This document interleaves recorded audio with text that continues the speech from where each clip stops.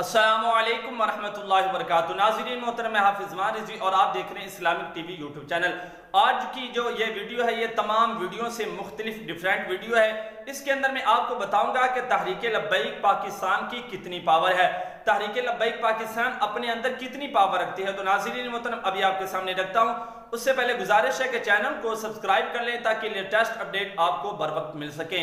शेख रशीद जो है वो क्या कह रहा है कि तहरीक लब्बैक को कलादम करने के लिए किसी एक मुल्क का हम पर दबाव नहीं, बल्कि और भी काफ़ी दीगर ममालिक हैं कि जो हमें इस बात पर उभार रहे हैं, जो हमें ये तंबीह कर रहे हैं कि तहरीक लब्बैक पाकिस्तान को कलादम करार दिया जाए।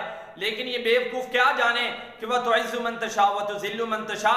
लेकिन जब तक मेरे रब की तरफ से ये आर्डर नहीं हो जाना कि ये कलादम है, उतनी देर तक ये हमें कलादम नहीं करार दे सकते। इनके चाहे बड़े भी आ जाए वो भी हमें कलादम करार नहीं दे सकते। मोहतरम, दीन को जितना दबाया जाए दीन उतना ही उरूज पकड़ता है।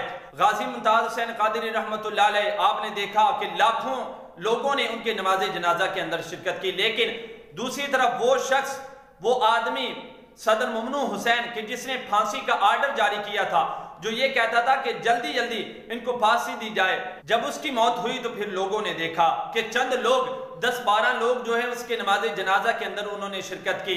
ये क्या बादशाही हुई, ये क्या ओहदा हुआ कि इतना बड़ा ओहदा होने के बावजूद भी जब जनाजे की बारी आई तो चंद लोग जो हैं, बिकाऊ लोग, वो तुम्हारे जनाजा के अंदर शिरकत करते हैं।